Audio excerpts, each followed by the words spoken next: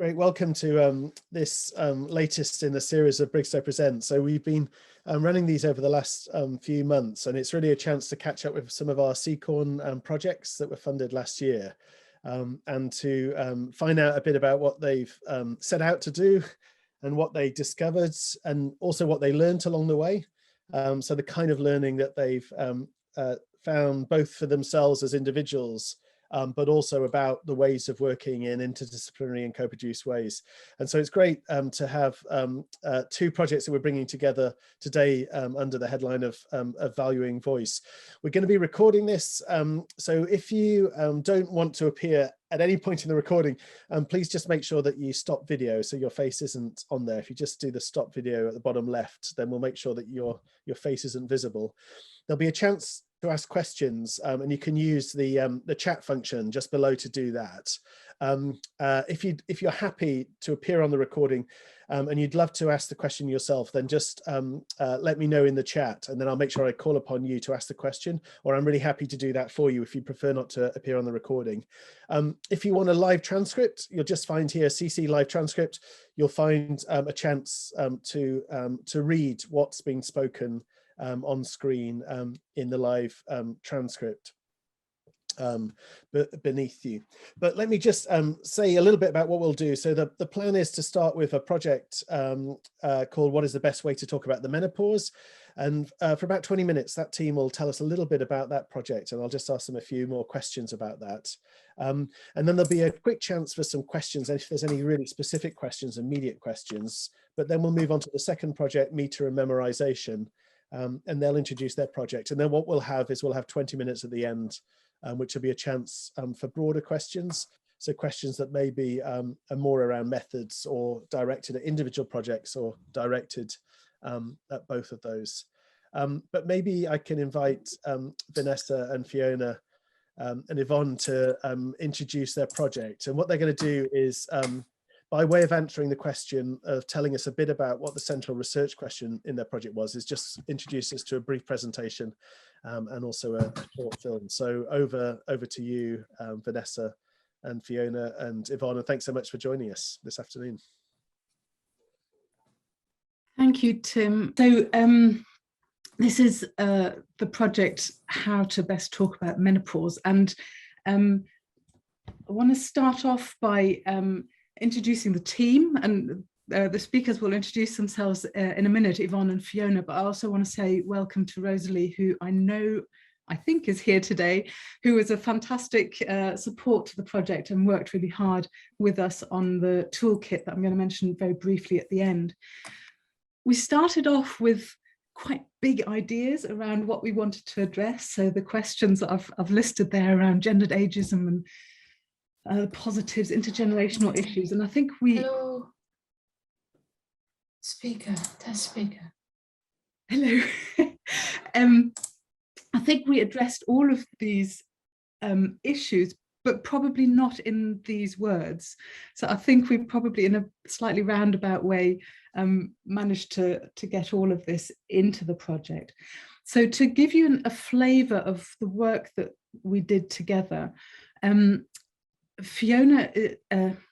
Yvonne is first of all going to talk a little bit about the context in which the performance of which you're seeing the images here took place. So Fife Cultural Trust had this fantastic series of events, and so she's going to tell you a little bit about that. And then Fiona is going to tell you about the guerrilla session and the actual performance itself. And then we have a very quick video for you to give you a flavour of that performance. And then I just give you an image of the toolkit, which is almost ready and almost launched, but not quite there yet. So that's the next kind of steps. So I'm going to hand over to Yvonne, first of all. Hi, so I'm Yvonne Melville. I'm Service Development Team Leader for OnFife Libraries. I've worked in the library service for around about 30 years, so dyed in the wool. We were part of the Carnegie UK Engaging Libraries project, which covered the whole of the UK, covering various topics. And the whole premise behind that was to actually encourage the public to engage with research. this was the first time we'd worked with a researcher, so we were delighted to be paired with Vanessa. And I think it's safe to say that the partnership between Vanessa and Fiona, that you'll meet in a minute, gelled so well and actually made such a huge difference to working together. The range of activities that we covered were things like a Janie Godley launch. She was riding high at the time with our First Minister's voiceovers, so it made sense to actually get a bit of promotion for the project at that point. We then went on to sort of smaller low-key things like bread baking, oatcake making, creative workshops and various information events as well, like gusset grippers and I've forgotten the lady's name, Ruth Devlin, who comes from Talking Menopause. So a range of different things there. We'd originally planned that all of this was going to be online, but we had to move towards, we originally planned for it to be in person and had to move it to online, which actually benefited Vanessa hugely, because we were able to then encourage Vanessa to actually sit in and listen to the conversations. So through all of these things, it was a nice, easy way to break people into having the conversations. They came in a nice, safe way that they were going to bake bread, and while the bread was proving, we could have the menopausal conversations. All of these, were sneaky ways, I suppose, to bring people into the conversations. And then latterly, thanks to the Brigstow funding, we were able to look at the drama performance. And thankfully, COVID decided to behave itself, and we were able to do that as an in-person session. But I will leave all the details about the drama over to Fiona.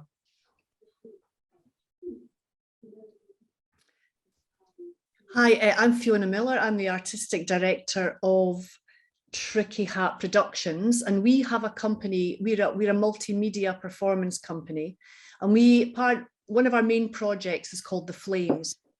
And The Flames is a company, a multimedia performance company for people over 50. You just have to be over 50. And we do a thing called a guerrilla session, where you work with us for 5 days, scattered over a few weeks. We take your stories, we film you, we record you, we work with musicians, movement people, dancers. And then on the 6th day, we pull everything together. And on the 7th day, we do a rehearsal, a dress rehearsal, and 2 live performances. And that's it, it's over. So this was a perfect, I think, structure for asking a question. All our guerrilla sessions start with a question. And in this case, the question was, what do you think about menopause? So we created a live performance around that, but we didn't use the word menopause at all at any point during the performance. Nobody talked about their menopause. We had a bit of film about how somebody felt inside. We had brilliant bits about raging, which we all loved. So that was live and recorded. So we felt that this worked brilliantly within the context of talking about menopause.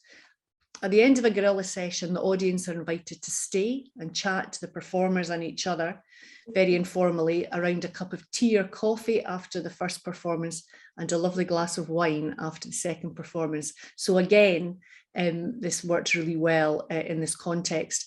And we film, we speak to the audience and film them afterwards as well, and make little bits of film to get evaluation and response. And we do the same with the performers. I think that's everything from me. We'll play the video then. Play the video then, thanks.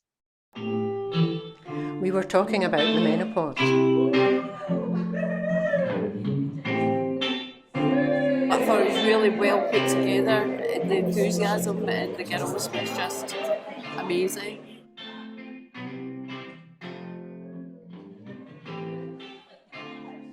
I mean, the menopause affects half the population. I found it really very entertaining and thought-provoking at the same time.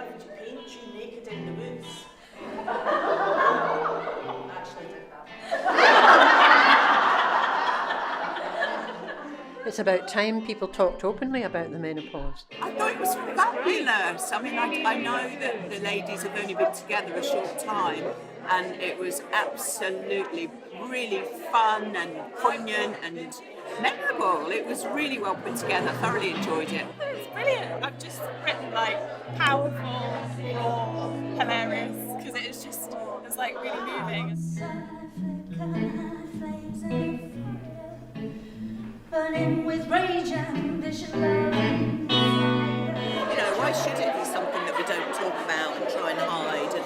a natural thing for ladies. It's going to happen. So we should be able to talk about it, definitely. I'm a great advocate for the menopause because I want girls to get help. And I hope you'll be doing more of these types of things, because the more it's put out there, the better it is, for everyone. Absolutely. Inside life's pages, a life lived in flames, please, shadow of ashes. Okay, and just a final word, because the other output, apart from this performance, which I hope you got a lovely flavour of how much fun and how varied it was, is a toolkit about that is based on a lot of the ideas and a lot of the discussions that were had as part of the performance and as part of the workshops. And here's the first image. It's been designed. We're just ironing out some minor kind of details, and then we can launch it. And this is where Rosalie did a huge amount of work on it, and I really want to thank her for that. So hopefully that gives you a bit of a flavour of what we did. So I'll stop sharing now. Great, thanks so much. An amazing project. And Fiona, I guess coming to you, maybe one question about what you discovered through this. So obviously, in a sense, you're very used to the methodology. It's a methodology that you've really refined as a production company, and a way of working that's like super fascinating, where you take people around a question and you kind of work really hard to develop something. What do you think you discovered specifically about the kind of lead question of how to talk well about the menopause? Well, I mean, unsurprisingly, what we learned about the question was that people don't talk about it, and they absolutely want to. And I think what was really brilliant about this, because we do shows about all sorts of different ideas. It could be about strength, it could be about survival, whatever seems to be topical at the time. But to work with in a team like this was extraordinary. Actually, we worked brilliantly together, and the richness that brought to the content and the questions that we asked to create the performance was really different experience for us. And to work with a researcher is really unusual for a theatre company, of course, in this context. Yeah, I think that there was a really interesting balance in terms of how we worked together. And we worked really creatively together as well.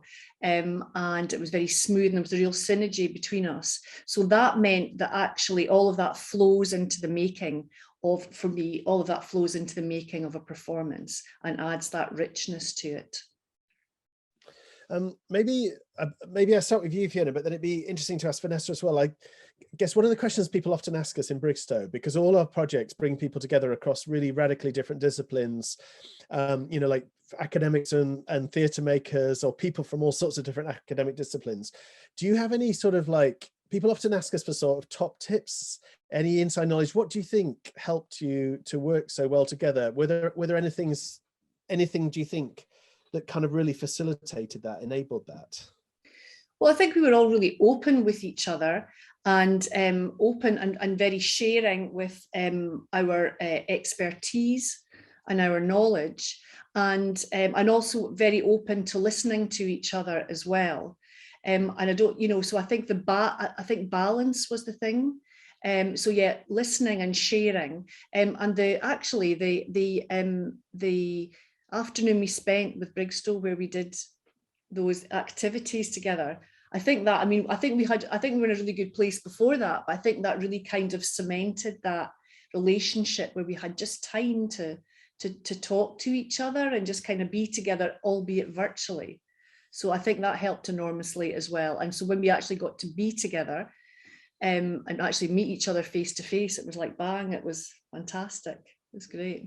That's great. And Vanessa, maybe I could bring you in to ask you the same question, your own reflections on learning, I guess, about doing work with a theatre maker, as an academic, and with the women who are involved in the performance, and Yvonne in the library services in Fife. Yeah, absolutely. I mean, the first word that comes to mind is it was incredible fun.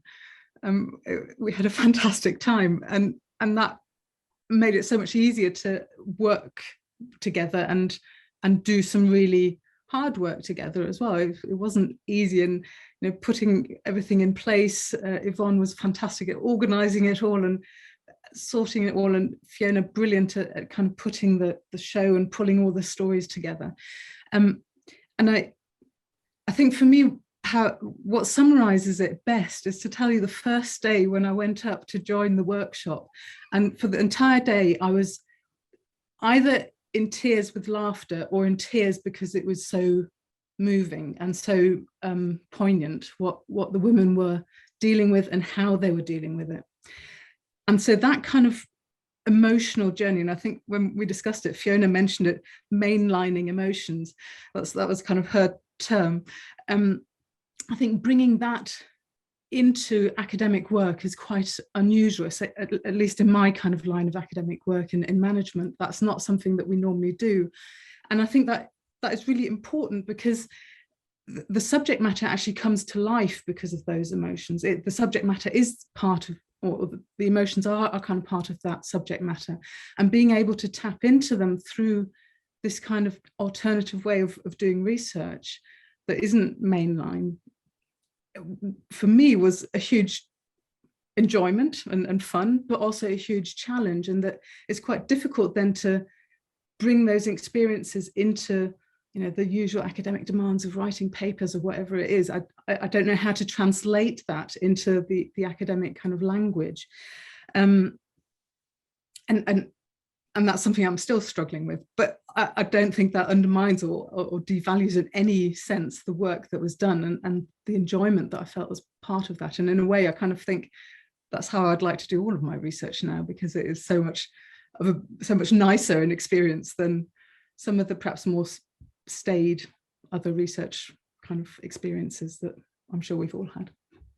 I mean, that's really interesting, I think, because I think that's one thing that often people talk about with projects, Brigstow projects, is the real joy of working with people from very different, with different knowledges. And that's lived experience, in the case of the women that you were working with, through, experience of working with audiences or working with theatre. And one of the challenges I think people often find is, well, how do I bring that interdisciplinary way of working back into a disciplinary home that has its own kind of like journals, like the Journal of Management Studies, I'm guessing there is, and all those kinds of journals that are often incredibly narrow. Is there anything that you feel like those more creative methods do bring back into a discipline like management studies, like to kind of, I don't know, push the boundaries of management studies or to expand it, like the sense of what interdisciplinary encounter can do for a discipline, if you think of your own discipline, Vanessa? Absolutely. I think it brings a lot, and actually it allows us to thematize issues that are perhaps undervalued, and it in many ways it lends itself to many of the issues that are perfectly normal and important in management studies. So if you think about things like organizational cultures, and we've discussed how you might be able to change an organizational culture to be able to talk more about menopause in that kind of setting. And one of the nice things with Fiona and Yvonne, every time we met, we had more ideas for additional things that we wanted to do. And one of them was dealing with workplace cultures that don't allow for those kind of discussions, and how you could actually bring in a theatre company into an organization and almost like not quite a trial, but a kind of assessment of what happens in specific situations.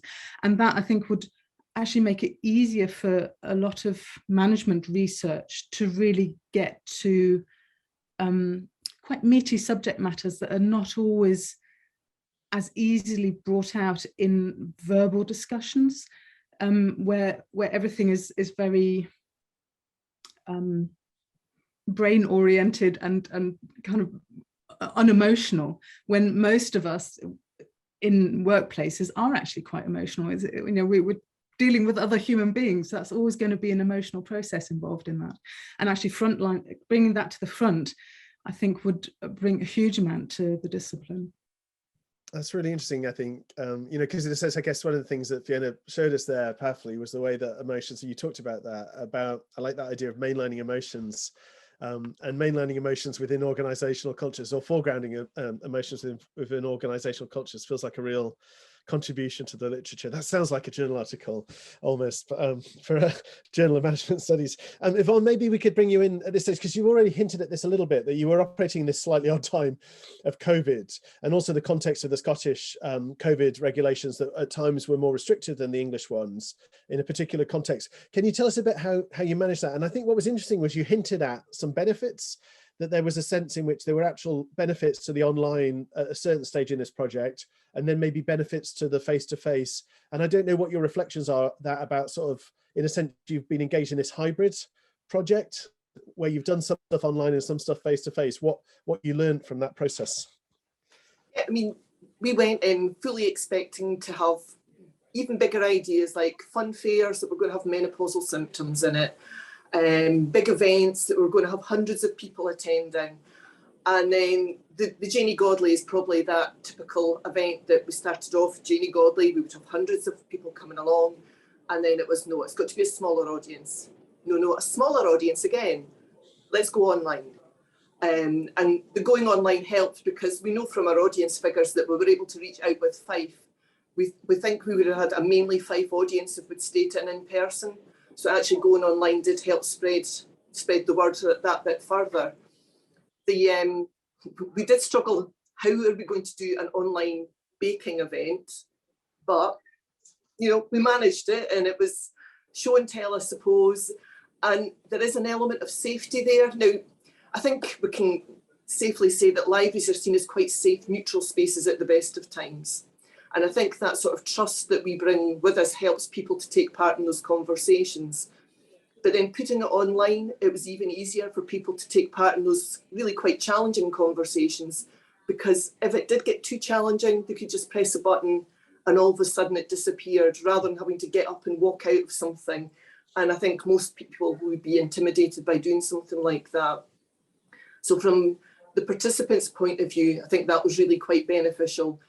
But that would never have worked when we went to drama and the guerrilla workshops, because the ladies needed to be together. The whole group needed to be together to just feed off each other as much as anything else, the emotions that everybody brought to that. I went along to the first session, and I will just warn you now, if you ever work with Fiona, you don't ever get to just go along to a session and sit and observe. You have to participate. Member of my team who was meant to be there just to make sure everything was okay, she had a cracking job, and she actually appeared in the final performances as well, so there is no hiding. But that was such a different beast. That definitely had to be in person to really get the full benefits from that. And I think some of the stories that I've heard fed back to me about the women who've participated, who, you know, oh, I'm so glad I've come along, I was so low, I've had such a rough time, and being able to share that experience, and that might just have been in the chat rather than talking as well. It gave different avenues for people to have their voices. So I think there were huge benefits.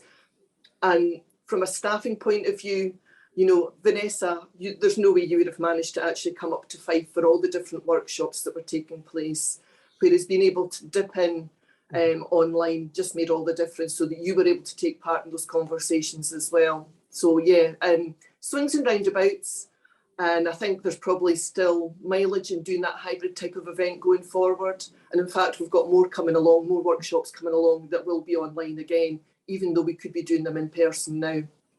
Great, thanks so much for that. That's really interesting, those reflections. There's a question in the chat, which I'm going to ask you at the end, because I'll ask the next team of Will and Chris and Nina as well. Julia's really interested about how you got to know each other. So have a think about that question. Did you know each other beforehand? How do people make connections? And again, it's a question that people ask us so many times, is like, how do you work well together? How do you meet people? Because in a sense, it feels like you're a team that's really gelled. You get a sense of a team of people that have actually really enjoyed working together as collaborators and friends, I think, in a sense. And so that's one question that would be great to ask you in a minute, because I'd love to ask the other team that as well. So thanks so much for that. What I'll do is now maybe ask Will to introduce the next project, Metre and Memorisation. And Will, I think what you're going to do hopefully is just share with us a brief presentation again, just to give us a feel for what the aims of the project were, what it was you set out to do, and then maybe I'll ask Nina to tell us a bit about what you discovered so far. Yes, so the Metre and Memorisation project was born out of my being dissatisfied with the research I was looking at the psychological effects of verse. I'm both a critic and a poet, and as a critic, I was very much brought up in a way of bracketing off very subjective responses and how you might feel. And in universities, we don't really do things like learn a poem by heart. We study it on a page. But it had become apparent to me that the person who came up with the techniques that are the bedrock of what we do, someone called I.A. Richards, he was originally very interested in all these other questions. And I was wondering why we weren't interested in them again. And I got in contact with Chris and Nina, who you'll hear from in a minute. And we started to talk about questions to do with the psychological effects of verse and how they might be quantified there, but also memorizing a poem. And in fact, I got in touch with them because Brigstow recommended that I did, which was very helpful. And then we started this project. And once we started it, we were helped by Meg Dyson, who works in English and classics, and Rebecca Jackson, who's also psychology. And so we had a really good team to work on these questions. And once we got started, also got in contact with an organization called Poetry by Heart, which concentrates on learning poetry for children, and they have all sorts of ideas and are quite interested in the research side as well. So we had two halves to the project.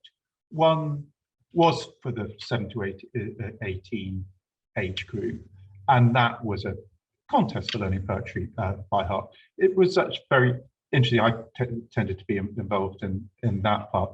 In schools that took part, the children seemed to really love it, and the teachers got involved. It's also now a part of the primary school curriculum, learning a poem by heart. And when taught well, it's very popular. I think people have an idea of Victorian education, but with a good teacher, it's incredibly popular. And I certainly learned a lot about what can happen in schools. And then the other part was what was a more traditional research project and a more just a psychology research project. And that was for the 18 to 80 age group. We had a nice large age group, and we envisaged that from start from being on Zoom, because the pandemic had already hit, and we thought we could do it on Zoom, which was a learning curve, but had really beneficial effects in that all sorts of people could be involved. They could do it from their home, but also when choosing what poems we get people to memorize and then test them on, I tried to think, well, what might be helpful for people at that time. So this was the way we described it at the time. Said, what's the best way to learn a poem? And we thought that was a good question. It might sound an obvious one, but there isn't any conclusive published research on how best to learn a poem, which you'd think there would be, but there isn't. So we thought we would test that. And we tested 4 different methods that are popular. Poetry by Heart mentioned them, but lots of other people do as well. So we tested as a control learning a poem, just reading it, which is, I guess, how most people learn most things. And then repeating it aloud. And visualizing it. Ted Hughes has been implemented, and Ted Hughes is very keen on getting you to make a little movie in your head for to learn a poem. And then some people had said, oh, you need to move around. If you move around, you'll learn a poem. And if you've got a metered poem, that sort of makes sense. It might be tricky in something in very free verse, but in a metered poem, you can see how that might work. And also, we flagged it up, but I was interested if we'd find that people said different things about the effects of different ways of learning. I had a bit of anecdotal evidence that perhaps people did. So that's what people to do. And when they were in our online experiments, people would first of all learn completely silently just for a few minutes, and then they would do one of the conditions. And these are the poems we chose. They're not particularly famous Shakespeare sonnets for a very obvious reason, that we didn't want them already to know it. And I chose them as so for themes that would be consonant with how people might be feeling during the pandemic, or at least wouldn't annoy them. So there's none of the really bitter love poetry, where I tended to go for friend more than bitter sex.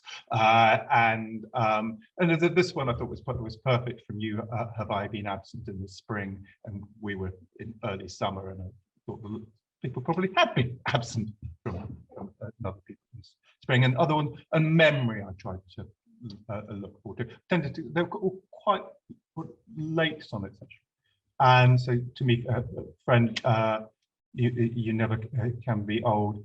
I think one of the great things is on holiday in Deal, I heard one of our participants at the end of Deal Pier recited. I don't know if it's one of our participants. I heard someone recited at the end of Deal Pier, and I wondered if it was one of our participants. I couldn't be sure. It wasn't someone I'd seen, but I wanted it to be one. And here's another. Oh, so no, it was this one. It was No Longer Mourn for Me When I'm Dead. Yeah, I'll now pass over to I think it's Nina, who may be able to tell you more about how it actually went. Thanks, William. So I guess my part was to tell you about the traditional study, which was run very much in the psychology tradition, with the modifications, that are common due to COVID. So things were done online, and with this way more artistic research question that we would normally kind of contemplate. So I'm just gonna share my screen. So just to give you a bit more details of the study that William has already described. So it was all done on Zoom. We had a bunch of participants and amazing experimenters, Beck and Megan, who've done miracles to arrange it all. And then on a given day, participants would join the Zoom session, and after an introduction, they would be shown the sonnet. So in this example, I think it's sonnet 98. So they would be asked to read it for 5 minutes silently. And after 5 minutes, the sonnet disappears, and we asked participants to, let's see, can I move my, yes, okay, to recall as much as they could by typing it into an individual chat, basically. So we had one first recall point where people have typed in what they remembered from that 14 lines long sonnet after 5 minutes of silent reading. And then the interesting stuff happened. So depending on the condition, so the sonnet appeared on the screen again, but now depending on the specific session and the condition, the people had to learn it for 15 more minutes using one of 4 different modes that William told you about. So the most boring mode was the silent mode that we call control. The less boring modes were the 3 colorful, the 3 ones on the bottom. So people were either asked to learn it by speaking it aloud, so that's the oral condition, or they were asked to learn it by to continue learning it by visualizing what's in the sonnet, that's the imagery condition, or they were asked to move around while learning the sonnet, so that's the movement condition. And after 15 minutes of that, they were asked to now record again what they remembered, but now this time it was an auditory recall. So so an auditory recall after basically 20 minutes of learning the poem. And what I'm showing here to you is kind of a traditional psychology way of representing results, like spiced up with some pictures. But basically what you see here are 8 different lines that might be overwhelming. So I'll go through them one by one. So let's first concentrate on this on this bottom part of the slide, you should be able to see my pointer now. Is that visible? So the lines that have dotted markers on them are the lines that come from after the 5 minutes typed in recall. So 5 minutes of silent reading. How much do people remember? On the x-axis, you can see numbers from 1 to 14, showing each of the 14 lines in the sonnet. So perhaps the first result is very expected to all of us that, you know, the earlier the line comes in the sonnet, the more people recall it. So you can see that regardless of the conditions, and by the way, like all these different colors show individual conditions like control, silent, control, imagery, movement, or oral. You can see that the first line was recalled roughly 75% of the time. I'm saying roughly because that's not quite proportion of the line. It's a bit more derived measure, but we can take it as a proxy for proportion. You can see that the second line was recalled about 62% of the time. The third line was recalled about 50% of the time, and so on and so forth. So after 5 minutes, maybe you can reasonably recall the first 4 lines, and that's it. When it comes to the additional time, so like now we have 15 more minutes on top of the first 5, you can see that the overall recall is much higher, independent of lines. And that's the second expected result. So people will remember more after 20 minutes in total than they remembered only after 5 minutes. The more interesting results start when we start comparing the different conditions in our second recall point. So like that's the oral recall. So like we're looking at the lines with the triangular markers. So what you can see from here, and I can tell you that what I'm going to be describing is statistically significant, although that's not represented on the slide to not overcrowd it. But you can basically see that there is one line, the purple one, that's on top of the other 3. And the purple line corresponds to the oral condition, i.e. condition in which people were asked to speak the sonnet out loud while memorizing it. And that difference is significant. So the oral condition surpassed all 3 other conditions. So that's our main finding of the project, therefore, that perhaps unlike what's traditional at the moment in the UK, the recommendation should be that children, for example, or others should be actually asked to or advised to speak out or read out loud while they're learning poetry, as opposed to just memorizing the silent text. And I'll stop here with the boring conclusion and we'll take it from there. Nina, that wasn't boring at all. That is really interesting results. And maybe I could bring Chris in at this point to offer some broader reflections on working in this interdisciplinary way. So you had a really great team, Chris, where you had 3 of you from psychology, 2 from English within the wider team. And I wonder if you could offer some reflections on that question that people always ask us about, almost like what are the benefits and the challenges of interdisciplinary working, and how do you overcome those challenges working across the sciences and the arts in the way that this research project did? Yeah, sure, thanks, Tim. I mean, the benefits are you end up working on a really cool project that is not one that you would have dreamt of before. I think Nina hinted at that. We end up in a place which is really interesting to us, and I know interesting to William as well from his perspective, because these are questions that he wanted to address, but ones that individually we couldn't have answered and just wouldn't have approached, I think. So it pulls you into a fun space. I think the barriers are potential barriers that we didn't really experience in this project, are that with interdisciplinary research, you've often got very different perspectives, approaches, assumptions, terminology that can get in the way. I think in this case, there wasn't such a big gap between us when we started out. William would make an amazing psychologist. He thinks like a psychologist. Nina and I we're not Philistines, we're interested in art and literature. So we were kind of close, and we realized what the other people would bring to the project. William needed some experimental expertise, which Nina and I could bring. Nina and I, as psychologists, always love to be motivated by theory, and that's what William brought in. So we all had investment in the project, we were all keen for it to succeed, but that didn't necessarily overlap. We knew what everyone brought, and we were respectful of what everyone brought, which I think is similar to what Fiona said in response to the same question. Yeah, I think it's really interesting, isn't it? Because in some ways your projects are quite different, but I think it's exactly maps out to the kind of things that Fiona said about that kind of respect, like a set of soft skills in some ways around respecting the expertise of others, and valuing that work and spending time to kind of learn that being crucial. Maybe I can finish by just asking you first, Chris, and then you, Will, a question about your reflections on working in this interdisciplinary way and what it brings back to your own discipline, because obviously you're housed within two different sort of disciplinary contexts within the university, and that your research is framed within those disciplines. And I wondered what engaging in this way has brought back to you, you know, in terms of your own disciplinary research, Chris, as a in psychology.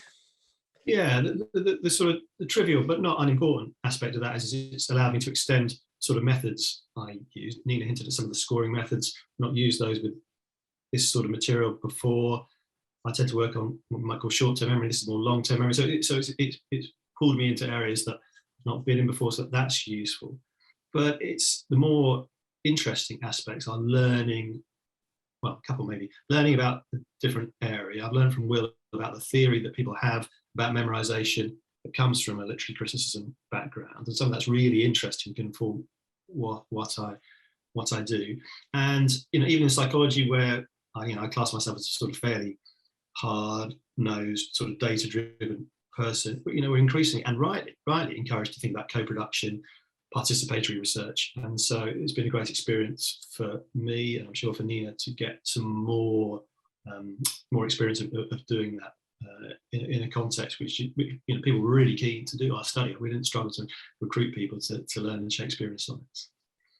That's great. Well chosen Shakespearean sonnets by Will, I think. Will, it's interesting. Maybe I can turn the same question to you. And I'm really struck, Chris, by the way that you talked about both new methods and new literatures, because I guess that's one of the things that in our disciplinary silos, like we have a whole set of literatures. There's like a kind of hinterland, isn't there, of studies and writings that we all draw upon. And that one of the things you find so often, I think, in that interdisciplinary exchange is that kind of introduction to other literatures as well as methods. And I wondered, Will, are your own reflections on what it was like when we introduced you to Chris and to Nina and said, we know a couple of psychologists who might be up for this. What do you feel like you've learned from them and that you take into your own work, I guess partly as a poet, but also as someone who's a literary critic?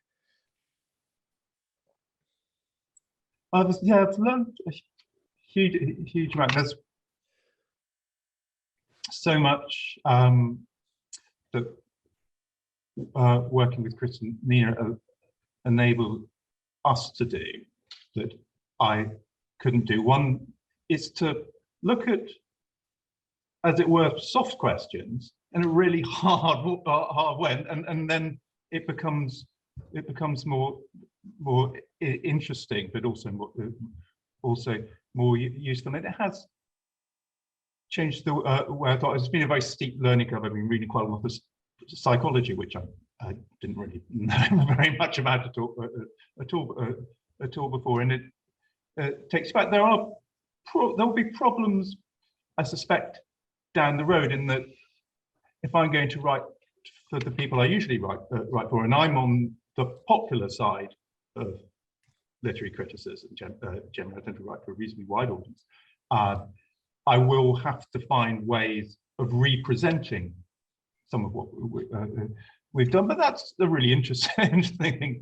to have to do, and it will probably mean I link it in with other material that is perhaps more reader friendly. But and it has allowed me to get back to those questions that in English literature in university tends to bracket off, and yet learning a poem by heart would be one of the first things that someone would value about poetry outside the university. So no, it's been great. I mean, it's interesting that, Will, you know, in a sense, I think that really reflects, doesn't it? It resonates with Vanessa's response around both the kind of joys of this, but also the challenges of working in these ways, about where do you publish within quite narrow disciplinary confines, the results of research that draws upon interdisciplinary expertise. And I think that's one thing, you know, that is one of the kind of critical changes probably that we need within academic publishing, is for a greater appetite, I think, for interdisciplinary research findings to get past our peer review system, you know, within much more disciplinary structures. I think you've already answered Julia's question, because I think you said that we introduced you to Kazanina. Is that right? Yeah, yes.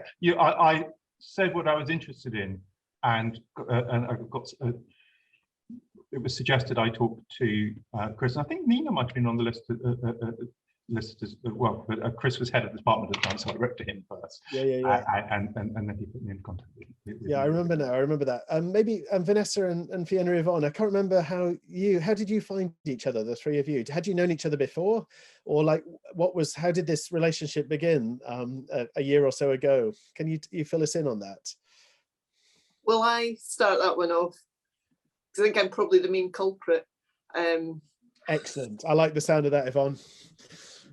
So part of the Engaging Libraries work with Carnegie UK was that they would actually try and match the library service who was wanting to do a particular project with a researcher. So they found Vanessa for me, which was fantastic. And we'd already kind of started talking about doing a drama piece. So I'm fortunate enough that I work with people in the programming side of OnFife because we're a cultural trust. And speaking to the programming officer there, she'd attended sort of a showcase type event and had been chatting through that. And it was that way that we found Fiona and Tricky Hat. And then the three of us got together, and I don't think we've ever looked back. Brilliant. That's great. So two different stories of kind of connections, but I guess one of the things they both point to is the importance of those kind of connector enabling facilities, I think, of those kind of networkers, of connectors, you know, which I think is one thing we've been trying to do very much at Brigstow, is to be that place where you can come to and say, I'm vaguely interested in this. And I think it was interesting, Will, how you framed it, in a sense, was a sort of dissatisfaction with the research that you were finding within your own discipline. And hence reaching out to others, or like Yvonne, you know, a sense of wanting an academic researcher, and Carnegie being able to connect you with Vanessa. And then, you know, it's great that the Brigstow funding is available at Bristol for Vanessa to tap into, to be able to use to do this work. And thank you so much to both teams, because you've given us an insight into these really rich projects, where the richness lies in the coming together of all of the different knowledge that you bring to the table. We've got a chance for some questions now, so do pop questions into chat if you want, or just raise a hand through reactions, and I can invite you to ask a question if you're happy to be recorded. But also the two teams, feel free to ask a question. If there's something you want to ask one of the other teams, you know, feel free to do that. You're not disallowed from asking questions, so feel free to do that. But please do pop any questions in chat, and we'll make sure that they get asked.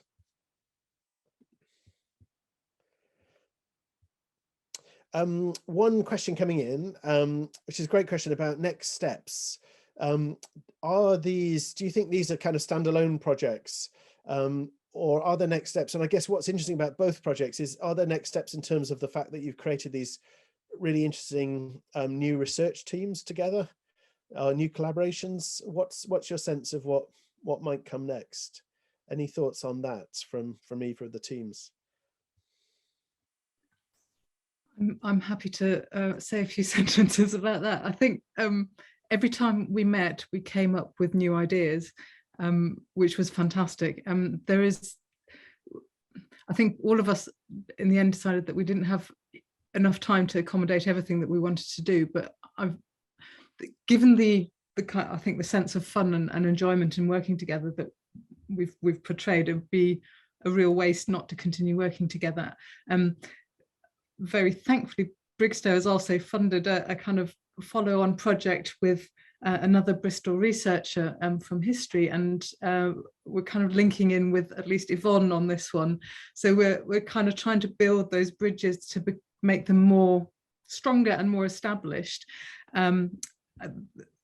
Yeah, we've got some fantastic ideas. Well, Fiona's had some fantastic ideas about creating a womb experience, menopause womb experience, and all sorts of other fantastic ideas, which I hope we will actually get to do. So yes, watch this space. Great, thank you for that. Will, do you want to answer that maybe? And then also there's a new question come in for you around music as a way of learning a poem. So Vanessa says music was important as part of their performance. And is that something that is part of the kind of repertoire, I guess, of learning a poem rhythm or music in some way? Yes, that's actually, that could be sort of interconnected. Yes, we are carrying on. We're just finishing up a paper which is about the sort of, I think Nina was looking at, but we also did a survey, and there will probably also be a slightly, a very slightly softer paper on the survey material and some other material we've amassed. And I'm also looking into a larger grant application to solve some of these bigger questions. We did allow people, if they wanted to, we said you could sing if you wanted to. I think almost nobody did, because it's really hard to sing iambic pentameter. But it is possible, but people find it quite tricky, so I don't think people really did. But we did think with movement that might be more of a question, and more musical poems might aid that. So we got more research questions to think of. I think Nina wanted to add something. Yeah, thank you for the music question. I was just going to add, I remember after one of the participant sessions, probably not a related question came up, but somehow we ended up talking about the fact that, you know, a certain type of poetry, which is not easily accessible on surface, putting it to music really helps, both to, you know, not even to memorize things, although of course music has a huge, is a huge facilitator for memorization by providing extra rhythmic structure and so on, but also just for the understanding of the poem, right? Because, you know, being sung, it's like it's interpreted by the singer, and, you know, the hidden meanings or disjoint bits of the poem that, you know, sometimes are not very easy to see in a linear kind of printed text come out way more strongly.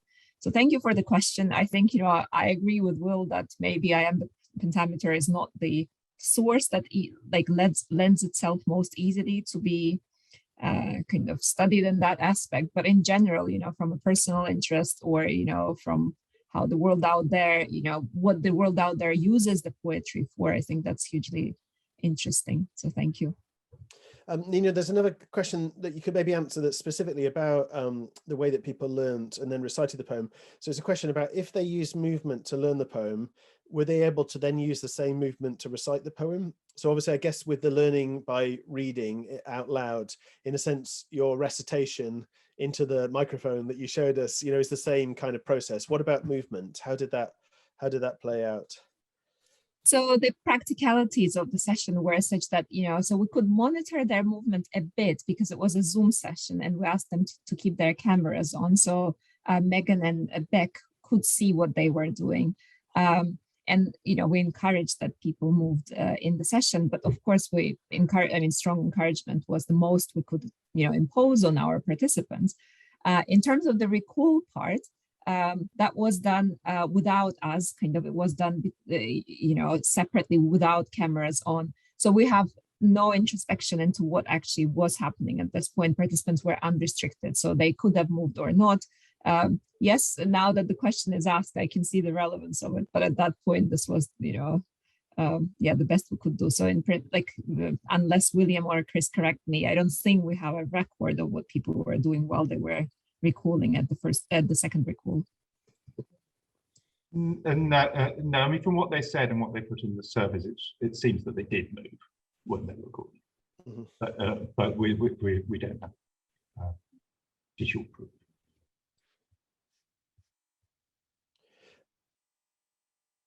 Maybe I could just ask one final question, because to anyone who wants to respond from both teams, is there anything that surprised you about either the research that you undertook, Will, Chris, and Nina and team, or about the research and the kind of you know, the toolkit, the things that emerged in the toolkit, Vanessa, or the things that emerged, Fiona and Yvonne, within the performance? Is there anything, because I guess it's one of the questions about research always is, you know, some people say, well, does research just show what you kind of already expect? Or are there things where you genuinely, there were these moments of surprise that the process of working together and researching together, where you were like, gosh, I'd not really thought about that, or that really kind of grabs my attention. I don't know if maybe Will and Chris and Nina, if there's anything you want to offer there as a kind of sense of surprise, and then we'll maybe move to Vanessa and Yvonne and Fiona.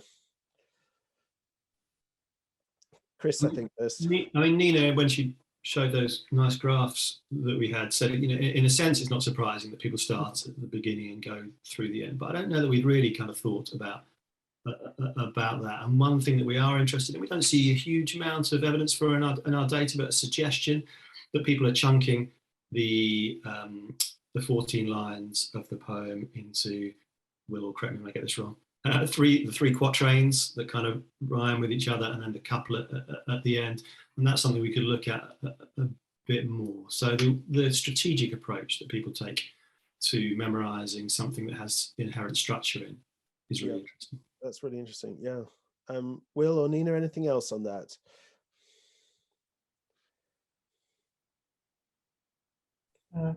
No, I think those questions are ones that we are really thinking about, and that, because it's not one that, when I was looking at what anyone else had thought about this before, they hadn't thought that you could chunk that big. So if that's true, it's very interesting. Although we haven't got any, it's not conclusive, unfortunately, but it is intriguing. It's inconclusive. And also, I genuinely wasn't sure how the experiment was going to come out. But I sort of made sense that oral would do very well. But lots of people speak very highly of other methods. Yeah. So I didn't know, and I was surprised that it was quite so clear. And then maybe I could turn to Vanessa and Yvonne and Fiona in closing and ask the same question just about what surprised you. And there's a question from Nina in the chat as well about what were the 3 most commonly mentioned positive sides of menopause? 3 things that were celebrated, I guess, by the women that you were working with in the performance. Well, I wouldn't say there was many positive things about the menopause that came out, but I think one of the I think the positive thing was that people were actually allowed to talk about it in their own terms, and other people were allowed to listen to, were actually listening. So when you're talking about the menopause, you feel like, this is what we found, you feel like it's always a negative thing, because you're always talking about it as a deficit, as in, you know, and it's embarrassing and all of that. So there's that, alongside the fact that a lot of women and a lot of men as well, actually, we've found when they get to over 50 that they start to feel invisible. So there's this mix that came out, and my surprise was actually the sheer joy and happiness in the room while we were while we were allowed to express these, you know, difficult things, or things that you don't want to talk about, or they're irky, or nobody wants to hear. So I think the mixture of that, and then how that group of people then took that and made themselves absolutely visible and stood in that visibility, you know, in front of an audience, was brilliant and, you know, amazing and just so powerful. That's great. Yvonne and Vanessa, anything that surprised you? Yes, absolutely. The first thing was that, and it shouldn't surprise me, but that the word wasn't even mentioned. That surprised me. I mean, even though that was almost the subject matter of the whole enterprise, but the extent to which it was difficult to talk and use that word menopause did surprise me. The second thing that I hadn't really taken into consideration that came through quite a lot of the stories of the individual women was the importance of their individual backgrounds, stretching back as far as their perhaps not childhood, but definitely teenage and early adulthood experiences, and their role and perceptions as women, which came through really powerfully and linked really powerfully to the experience of menopause. And I hadn't really made that link, although it's logical in terms of how the women then perceived themselves as menopausal, as older, or was it relatively speaking, women, and that was a very powerful message that came through. Just to very briefly respond to Nina's question, and this is more based on other research that I've done rather than this particular project. Three of the things that women do mention in terms of positives of menopause are that you don't need contraception anymore, that you don't have periods anymore, and that there is, for some, not everybody, a new sense of assertiveness and self-esteem, a sense of a new lease of life and a new stage of life. That is obviously not for those women who are currently experiencing severe symptoms, but maybe once those symptoms start to ease off a little bit, that definitely was some of the very positive things that I've heard about. Great, thank you so much. Yvonne, any closing reflections on your, this experience of working with Vanessa and Fiona and the women, and anything that surprised you about it? We knew it was conversations that needed to be started, but I don't think I expected it to be quite as powerful as it was. As Vanessa was saying about tears, I've shed quite a few tears as well when I've heard some of the stories, women saying that, I've had such a rough time and this has been so freeing, being able to talk about it. And that just, I think it just validated everything we were doing. And I think it surprised me, the strength of feeling that came with that. Great. Thank you all. Thanks so much for everyone for sharing a bit about these two amazing projects. Thanks so much for telling us about what you discovered, but also about what you discovered, I guess, about doing research, and especially around doing interdisciplinary research along the way. This has been recorded, so there's a chance to watch back if you want to. We've got some more Brigstow Presents coming up. We've just funded the next 8 CCORN projects, and so there'll be a chance to find out more about those as well as the teams get working together over the spring and into the summer. But thanks everyone for joining us this afternoon, and have a good rest of the day, and hope to see you again online for another Brigstow Presents coming soon. Thanks now, bye.